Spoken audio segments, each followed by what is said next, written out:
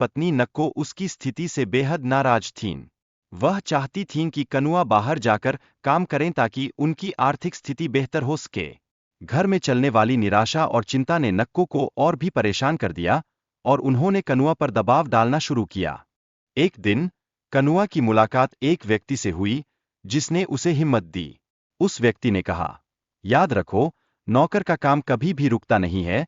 इस सलाह ने कनुआ को प्रेरित किया और उसे समझ आया कि मेहनत करने से ही सफलता मिलेगी। कनुआ ने दिन-रात मेहनत की और अपनी ईमानदारी से लोगों का विश्वास जीतना शुरू किया।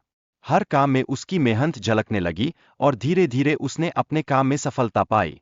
यह देखकर नक्को को थोड़ी राहत मिली, लेकिन उसकी उम्मीदें अभी भी पूरी नहीं हुई थीं। लेकिन नक्को को कनुआ की मेहनत समझ में नहीं आ रही थी। छोटी आय के कारण वह निराश रहती थी और बार-बार उसे अधिक पैसे कमाने के लिए दबाव डालती थी।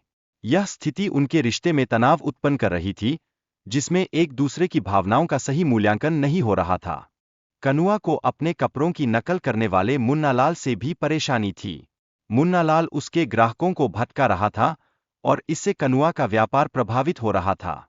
यह तनाव उनके बीच विवाद को जन्म दे रहा था, जिसके कारण दोनों परिवारों के बीच की स्थिति और भी चिरने लगी।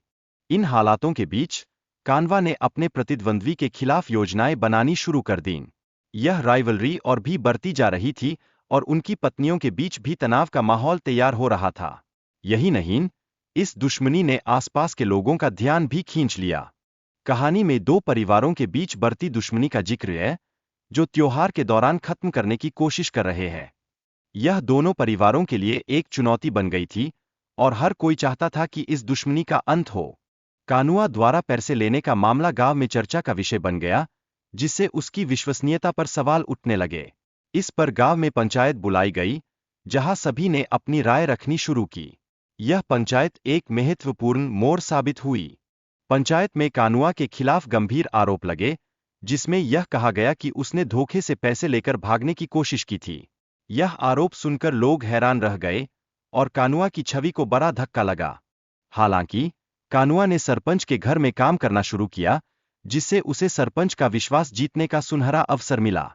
यह उसके लिए एक महत्वपूर्ण कदम था, जिसमें उन्हें अपने चरित्र को साबित करने का मौका मिला। लेकिन चांदनी ने कानुआ पर आरोप लगाया कि उसके गहने चोरी करने के पीछे वही है। यह आरोप सुनकर कानुआ ने इनकार किया और इसने चांदनी की कानुआ के प्रति जलन को उजागर कर दिया। यह स्थिति और भी जटिल होती जा रही थी।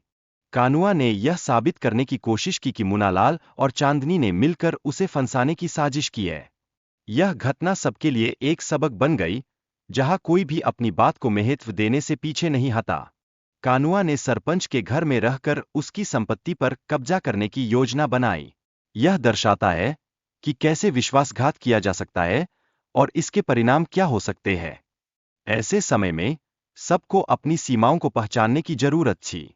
सरपंच और उसके सहयोगियों ने एकजुट होकर कानुआ के खिलाफ आवाज उठाई। यह एक याद दिलाने वाला क्षण था कि एकता में कितनी शक्ति होती है, जबकि बंटवारे में केवल नुकसान होता है। आखिरकार कानुआ ने अपनी गलती स्वीकार की और लोगों को उनकी संपत्ति लौटाई। यह एक संकेत था कि अंत में सत्य की जीत होती है और विश्वास का रिश्ता फिर से स्थापित किया जा सकता है।